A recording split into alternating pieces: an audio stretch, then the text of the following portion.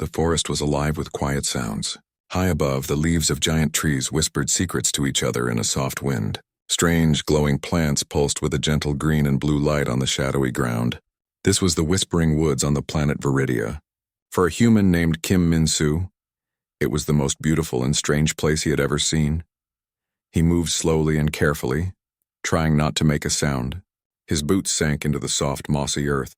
He wore a bulky environment suit, which felt heavy and loud in this quiet world. The suit was meant to protect him, but here it just made him feel clumsy. Min-soo was a scientist. His job was to study new life forms. He was not a soldier or an explorer looking for treasure. His mission was simple: watch, listen, and learn.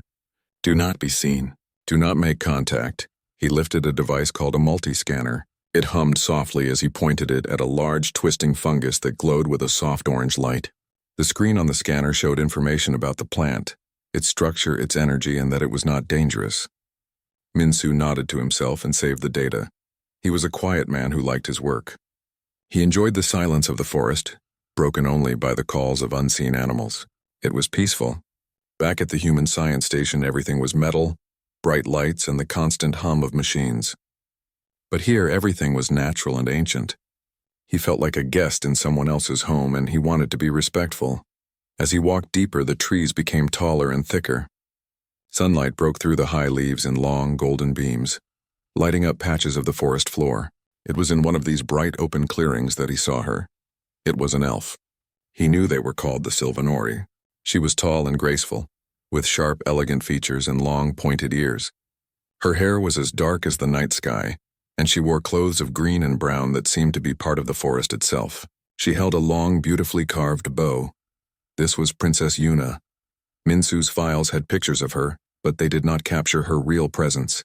She moved with a smooth, sure confidence that he had never seen in a human. She pulled an arrow from a quiver on her back, set it to the string, and drew the bow in one fluid motion. She fired at a target painted on a distant tree. The arrow flew straight and true, hitting the very center with a soft thump. Min-soo stood completely still, hidden behind the thick trunk of a giant tree. He knew he should leave. This was exactly the kind of contact his mission rules said to avoid, but he couldn't make himself move. He was captivated. He watched her for a long time. She wasn't just practicing. It was like a dance. Every movement had a purpose and a grace. The forest itself seemed to respond to her. A small, six-legged creature with fur like silver moss hopped onto her shoulder for a moment before leaping away. The leaves on the trees near her seemed to lean in slightly as if listening. He thought about the human worlds. People lived in big cities on different planets, but they always built more cities, more stations. They brought their own world with them. But the elves, they were a part of this world. They didn't fight it or change it. They lived with it. They belonged here in a way Min-soo had never felt he belonged anywhere. For a moment, he felt a deep sadness. He was just an observer, a ghost. He would record this in his notes as observed subject SYLP1 in recreational activity, and the magic of the moment would be lost, turned into cold data. His scanner gave a quiet, low ping. He looked down at the screen. It showed a small, flickering energy signature a few hundred meters to the east. It was probably nothing. A pocket of natural gas, a strange mineral, or perhaps a powerful magical creature the elves knew about. He made a note of it, but decided it was not important enough to investigate right now. He didn't want to lose his view of the clearing. He saw Princess Yuna lower her bow and smile softly to herself. She looked up at the sunlight coming through the trees, her face peaceful. Min-soo felt a strong sense of respect. This was her home, her sanctuary, and he was an intruder, a silent watcher from the stars. He decided it was time to go. He had gathered enough data for one day. He needed to return to the edge of the forest where his small transport vehicle was hidden. He took one last look at the elf princess in the sunlit clearing, a perfect picture of a world that was not his own. He turned and began to move quietly back the way he came, making sure to stay hidden. The forest was still peaceful. The leaves still whispered. The plants still glowed. For Kim Min-soo, it felt like he was leaving a beautiful dream. He was just a man in a clumsy suit, walking through a green cathedral hoping he hadn't disturbed anything. He had no idea that the quiet ping on his scanner was a warning. He had no idea that the peace of the forest was about to be shattered. He had no idea that his life and the life of the elf princess were about to change forever. The peace of the clearing was a fragile thing. It lasted for only a few more heartbeats after Min-Su turned to leave. The first sign of trouble was a sound that was utterly wrong for the Whispering Woods. It was a low, electric hum, like a giant insect. It did not belong to the forest's chorus of whispers and animal calls. The sound seemed to come from everywhere at once. Princess Yuna heard it too. Her head snapped up, her peaceful expression gone in an instant. Her body grew tense and her hand tightened around her bow. She looked around the clearing, her sharp eyes searching for the source of the strange noise. Then, the air itself began to shimmer. In 3 different places around the clearing, the view of the trees and plants wavered and dissolved like a mirage. In their place, 3 tall metallic figures appeared. They were robots standing on 2 legs with sleek silver bodies. They had no faces, only a single glowing red eye on the front of their heads. They held heavy, blocky weapons in their metal hands. Min-Su froze, his scientist's mind instantly trying to understand what he was seeing. These were not native to Viridia. They were advanced tech, military grade. His scanner, still in his hand, went wild, its screen flashing with warnings about high energy levels and hostile signatures. The flickering energy he had dismissed earlier. This was its source. A cold dread filled his stomach. From the trees, 4 elven guards leaped into the clearing. They had been hidden, guarding the princess from a distance. They were armed with long, graceful swords that glowed with a soft blue light, and they moved with a speed that was breathtaking. "Protect the princess," one of them shouted, his voice clear and strong. The elves did not wait for the machines to attack. They moved forward, their glowing swords cutting through the air. They were a blur of motion, striking at the robots with incredible skill. The sound of enchanted metal hitting advanced armor rang through the clearing, but it was not working. When a sword struck a robot's arm or body, a shimmering blue energy field would appear around the metal, absorbing the blow. The magic from the sword seemed to splash against the shields like water, doing no real damage. The robots were built to fight magic. They were designed to take the hit and keep going. One of the robots turned its red eye toward an elf guard. Its weapon glowed with a crimson light. A bolt of pure energy, bright and hot, shot out and struck the guard in the chest. The elf cried out and fell to the ground, his own magical light flickering and dying. He did not get up. Min-Su watched, his heart pounding. This was a slaughter. The elves' greatest strength, their magic and their speed, was useless against this cold, adaptive technology.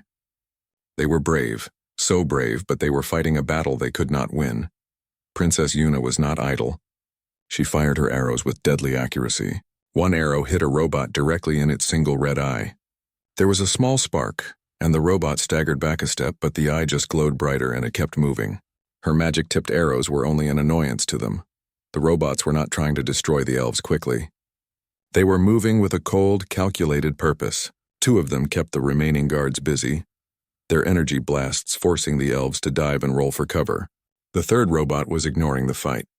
Its glowing red eye was locked on Princess Yuna. It started walking toward her, its steps heavy and steady. The princess stood her ground, firing another arrow. It bounced harmlessly off the robot's chest. She reached for another arrow, but her quiver was empty. She was defenseless. Min-Su saw it all happen as if time had slowed down. The robot raised its weapon, aiming directly at the princess. The barrel of the gun began to glow with a deep, dangerous red. He saw the princess's face. There was no fear, only a fierce and proud anger. She knew she was going to die. In that single, stretched-out moment, Kim Min-Su did not think. He did not consider his mission rules. He did not think about the politics between humans and elves. He did not calculate his chances of survival. He saw a living, breathing person about to be killed by a mindless machine. A person who represented the beautiful, peaceful world he had just been admiring. A basic human instinct took over. The instinct to protect. He dropped his scanner. It fell to the mossy ground with a soft thud. He did not hear it. All he could hear was the blood roaring in his own ears. He shoved himself away from the tree he was hiding behind and ran. He was not a fast runner. His environment suit was heavy and clumsy. He felt like he was moving through thick mud. Move. He tried to shout, but the word was just a strangled gasp in his throat. He saw the robot's weapon flash. A searing bolt of crimson plasma erupted from the barrel, screaming through the air toward Princess Yuna's heart. Min-Su did not stop. He threw his body forward, his arms outstretched.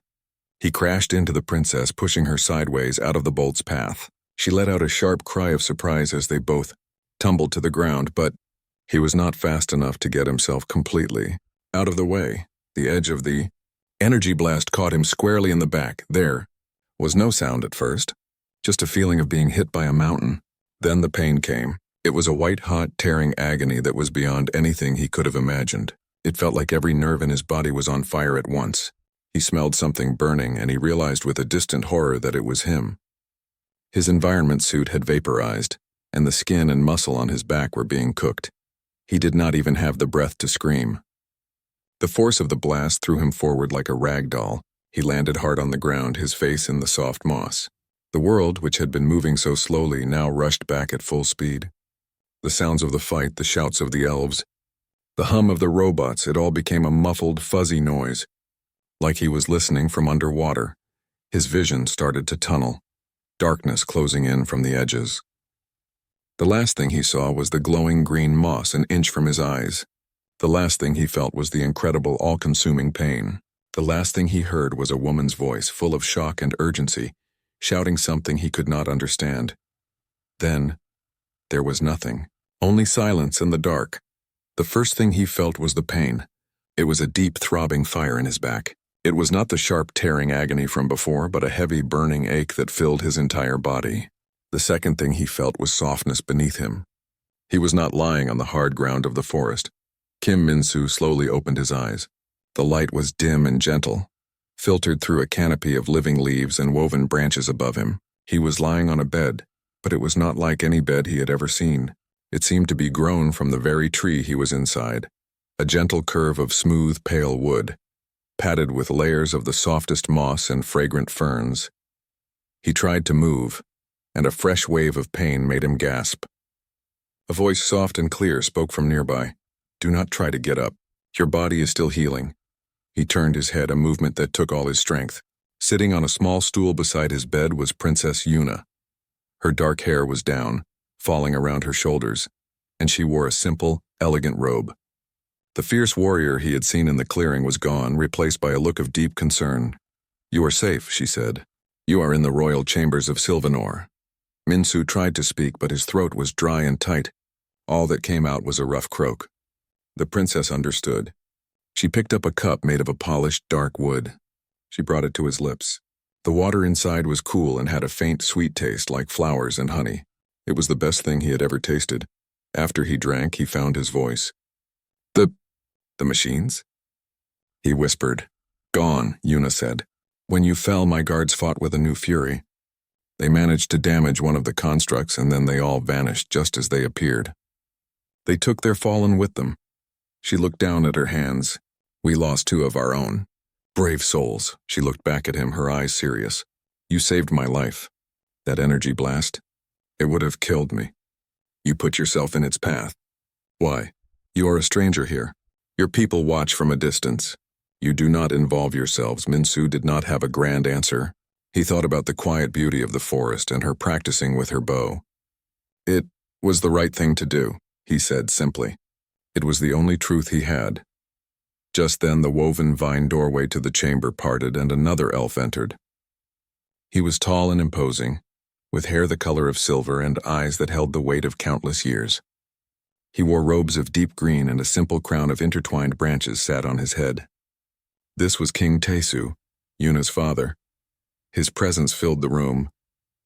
He looked at Min-soo not with gratitude but with a sharp, calculating intensity.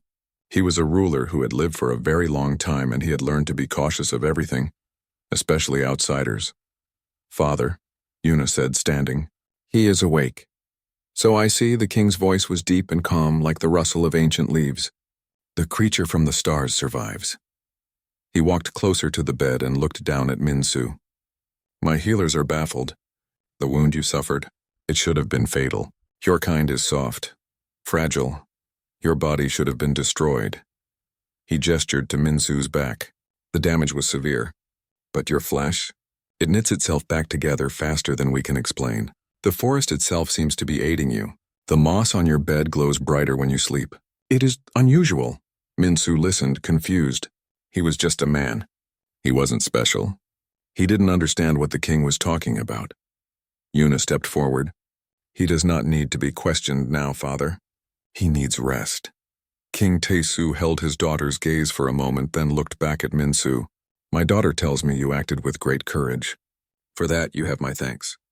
But courage does not erase the questions. Your people arrive in your metal ships. You watch us. You do not speak. And now you appear from the shadows to save the heir to our throne just as a new unknown enemy attacks. It is a strange coincidence. Minsu understood the king's suspicion. From his point of view, it did look strange. I was just studying the plants, Minsu said weakly. I did not know the attackers were coming. I am just a scientist. The king did not look convinced, but he nodded slowly. We shall see. For now, rest. A few days later, Minsu was strong enough to sit up. The pain was still there, but it was a dull ache now. The healers came every few hours to apply a cool green poultice to his back. They would whisper to each other in their own language, looking at him with a mixture of awe and curiosity. He was led, with the help of 2 guards, to a vast open hall. It was not a building, but a gigantic hollowed-out tree. The air was filled with the scent of flowers and old wood. Hundreds of elves were gathered there, their clothes a sea of green, brown, and silver. They were all looking at him. He stood near the king and Princess Yuna, feeling very exposed in a simple tunic the elves had given him. He could feel the eyes of the entire kingdom on him. King Taesu raised his hands and the hall fell silent. People of Sylvanor. The king's voice echoed through the great space. We were attacked by a cold, soulless enemy. We lost beloved kin, but in that moment of darkness, a light appeared from an unexpected place. He turned and pointed directly at Minsu. Minsu wanted to shrink away. This human, the king said, the word sounding strange and new in the quiet hall. This fragile being from the stars saw our princess in peril. He did not flee. He did not hide. He threw his own body in front of a killing blow to shield her. A murmur went through the crowd. He comes from a people who watch and do not act. But he acted. He showed a courage that defines the very heart of what it means to be a guardian. The king paused, letting his words sink in. His act was not that of a stranger, but of a protector. And so, by the ancient laws of our land, I bestow upon him a title of honor. From this day forward, he shall be known to all Sylvanori as our guardian. The hall erupted in sound. It was not a loud cheer, but a soft, resonant hum, like the forest itself was approving. They were not looking at him with suspicion anymore. They were looking at him with hope. Minsu felt the weight of every gaze. The word guardian echoed in his mind. It was not just a thank you. It was a job, a responsibility. It felt heavier than the energy blast that had struck him down. He was just Kim Minsu, a biologist who liked quiet places. He was not a hero. He was not a guardian. He looked at Princess Yuna. She was smiling at him, a genuine, thankful smile. He looked at the hopeful faces of the elves in the crowd. They saw a savior. They saw a symbol. He looked down at the wooden floor, his heart pounding. He had only done what anyone would do. But now he was trapped by a title he did not want and a hope he did not know how to fulfill. The pain in his back was a constant reminder of the cost of being called a guardian. The title of guardian was a heavy cloak that Minsu could not take off. Everywhere he walked in the great tree city, elves would bow their heads slightly or place a hand over their heart.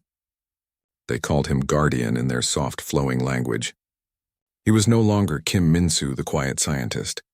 He was a symbol, and he felt like a fraud. The pain in his back was a little better each day, but a new kind of worry began to grow in his mind. The sky above the forest was changing. It was not the clear, soft blue he remembered from his first days on the planet. Now dark shapes hung high up in the atmosphere. They were hegemony ships. They looked like metal insects, sharp and menacing, blocking the light of the sun. They did not attack the forest directly. Instead, they started to hurt the planet from a distance. From the ships, beams of harsh red light shot down towards the distant mountains. Where the beams touched, the land turned gray and dead. The ships were strip mining the planet, sucking the life and resources out of it from the safety of the sky. The elves were angry and afraid. King Taesu and his generals held meetings in the war room, a chamber with walls made of living roots. Minsu was invited to these meetings because of his new title. He sat and listened. The elven generals, proud and fierce, planned for a ground war. They spoke of mobilizing their armies, of hiding in the trees and ambushing the enemy when they landed. They spoke of using their most powerful nature magic to summon storms and earthquakes. Min-Su listened, and his scientist's mind saw the problems. He finally found the courage to speak. "They will not come down," he said quietly. His voice sounded small in the room of tall, confident elves. All eyes turned to him. One of the generals, a stern elf named Quan, frowned. "What do you mean?" "They must come down to fight us." Min-Su shook his head. "Why would they? They are in space. They have everything they need up there. They can sit in their ships and destroy this world piece by piece from the sky. Your arrows and swords cannot reach them. Your magic, can it reach that high?" The room was silent. The truth of his words settled over them. Their magic was powerful on the ground, tied to the trees and the earth. But against a target in the high atmosphere, it was like trying to hit the moon with a stone. King Taesu looked at Min-Su, his ancient eyes thoughtful. "You speak from your people's knowledge of war," he said, not as an accusation, but as a fact. "I speak from logic," Min-Su corrected gently. "Fighting them on the ground is what they expect. It is a battle you cannot win. We must think of something else, something they will not expect." After the meeting, Min-Su felt restless. The generals did not like his words. They saw it as a lack of courage. But Princess Yuna found him as he stood on a high balcony, looking at the dark spots in the sky. "You see things differently," she said, coming to stand beside him. "I see what is there," he replied. "Not what I wish was there." "Then what do you see?" she asked. He was quiet for a moment. "I see that your magic is a kind of energy, a powerful living energy, and their technology is another kind of energy. Right now, their technology is made to block your energy. It is a shield against you." He turned to look at her. "But what if we did not try to fight it? What if we used your energy not as a weapon, but as a wall?" Yuna looked confused. "A wall?" "A shield," Min-Su said, the idea starting to form in his mind. "A shield for the whole kingdom. Your people can channel magic into objects, right? Into swords and arrows." "Yes," Yuna said. "We imbue them with power. What if we built something very big? A focal point. A machine, but one that is powered by your magic. We could channel the magic of all your people into it, and it could create a giant protective dome over the entire forest. Their weapons from space could not get through." Yuna's eyes widened. It was a crazy idea. Mixing their sacred living magic with a soulless machine. It was almost a forbidden thought. But she had seen Min-Su's bravery. She trusted his heart. "Come with me," she said. She led him to the archives, a quiet part of the tree palace where the history and knowledge of the Silvanori were kept. The keeper of the archives was an old wise elf named Ga. Her face was lined with years and her eyes were kind and intelligent. Yuna explained Min-Su's idea. Ga listened carefully, her fingers steepled. "To mix our life force with a construct of metal and wire," Ga murmured. "It is a radical thought. But these are radical times." She looked at Min-Su. "You believe this is possible?" "I believe energy is energy," Min-Su said. "The principles are the same. We just need to build a translator. A device that can turn the flow of your magic into a stable defensive field. I can design the structure, the conduits, the focusing array, but I cannot power it. Only you can." Ga looked from Min-Su's hopeful face to Yuna's determined one. She nodded slowly. "The old stories speak of the heartwood tree. It is the center of our kingdom's life force. Its roots connect to every other tree in the forest. Its power is vast. If such a thing is possible, that is where it must be done." Together, the three of them went to King Taesu. They presented the plan. The king was silent for a long time after they finished. The idea of building a machine around their most sacred tree was shocking to him. It felt like a violation. "It is a human solution," General Quan argued. "It is without spirit, without honor. We should meet our enemy face to face, not hide behind a bubble and die for nothing," Yuna said, her voice strong. "Leave our forest to be destroyed? Is that honor? Or is it pride?"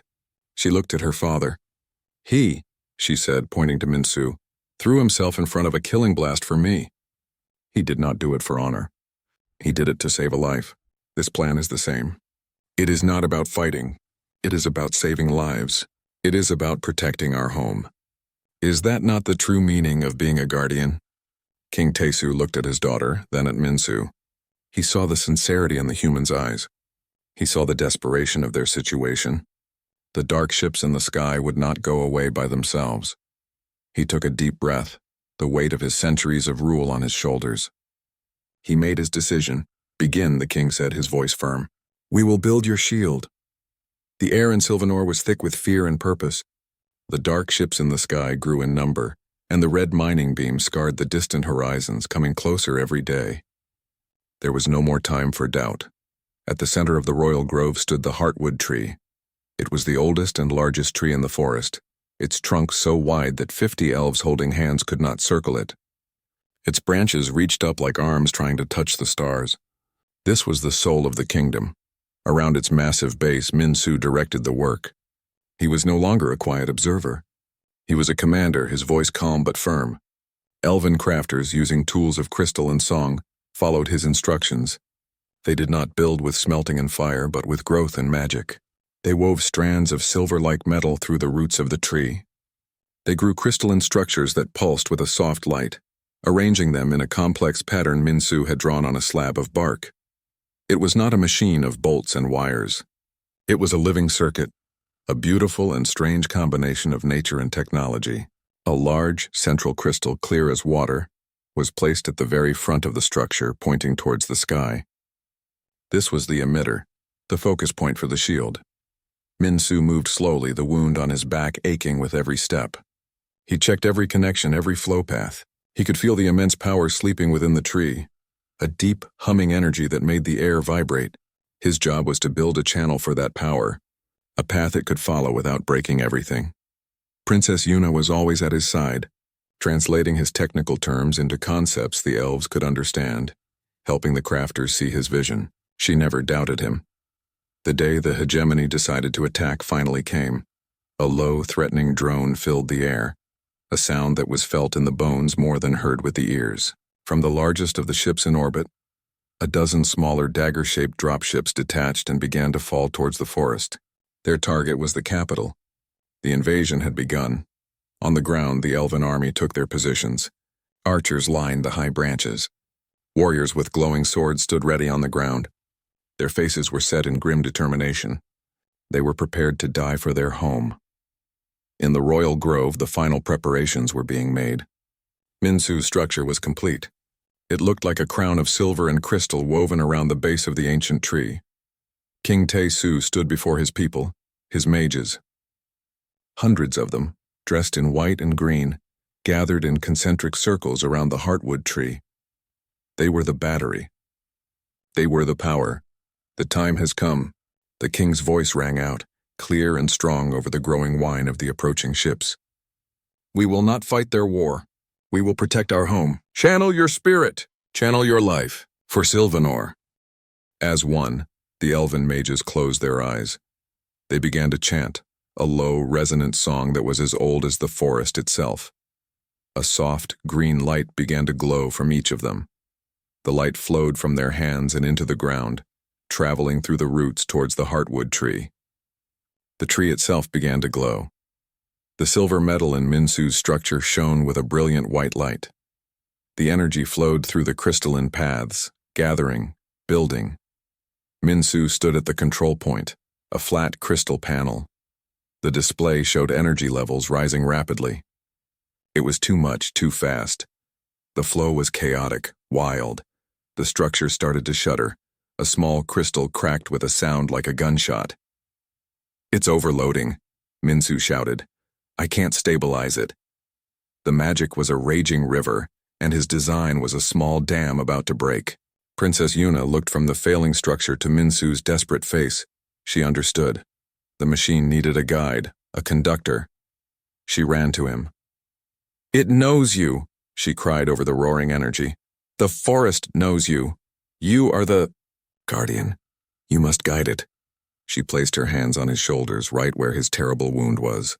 A jolt, not of pain but of pure energy, shot through him. Suddenly he could feel it. He could feel the immense, living power of the forest flowing into the machine. He could feel its wild, untamed nature. He wasn't an engineer anymore. He was a rider, trying to tame a lightning storm. He closed his eyes. He stopped trying to control it with numbers and logic. Instead, he focused on the feeling he had in the forest that first day. The peace, the beauty, the need to protect it. He thought of Yuna practicing her archery. He thought of the glowing moss and the whispering leaves. He pressed his hands against the crystal panel. He did not input commands. He poured his will into it. Protect this place, he thought, not as a wall, as a will, a promise. The pain in his back flared, a bright, hot reminder of the cost of that promise. As his will flowed into the structure, something amazing happened. The wild, chaotic energy began to calm. It began to flow in a smooth, powerful wave. It moved through the channels he had built, converging on the large central crystal. High, above, the lead hegemony battleship positioned itself directly over the capital. A massive cannon emerged from its belly, glowing with a deadly red light. It was preparing to fire a blast that would wipe the elven city from the map. At that moment, the central crystal at the base of the heartwood tree erupted. A beam of the purest, most vibrant green light shot up into the sky. It did not strike the ship. Instead, when it reached a certain height, it spread out, curving down towards the edges of the forest. It formed a perfect, shimmering, emerald dome of energy over the entire kingdom of Sylvanor. It was not a hard, solid wall. It looked soft like mother of pearl, swirling with patterns of light that looked like leaves on the wind. The hegemony battleship fired. A colossal beam of crimson energy slammed into the green shield. There was no explosion. The red energy did not break through. It simply dissolved. It spread across the surface of the green dome like water on glass, shimmering for a moment before fading away, absorbed and neutralized. The shield held. It did not even waver. The elven archers in the trees watched, their arrows forgotten. The warriors on the ground looked up in awe. The hegemony dropships hovered uselessly outside the green dome, their weapons silent. Inside the grove, the chanting of the mages softened to a hum. The shield was up. It was stable. It was drawing, power directly from the heartwood tree now, sustained by their initial surge and Minsu's guiding will. Minsu's knees buckled. The effort, the pain, the emotional drain, it was too much. He started to collapse, but he did not hit the ground. Princess Yuna was there. She caught him, holding him up. He was exhausted, but he was conscious. He looked up and saw the beautiful green shield protecting them. He had done it. King Taesu walked towards them. The stern, suspicious look he had always given Minsu was gone. In its place was a profound and deep respect. He looked at the shield, then down at the exhausted human in his daughter's arms. He placed a hand on Minsu's shoulder. His touch was gentle. The title was given in hope.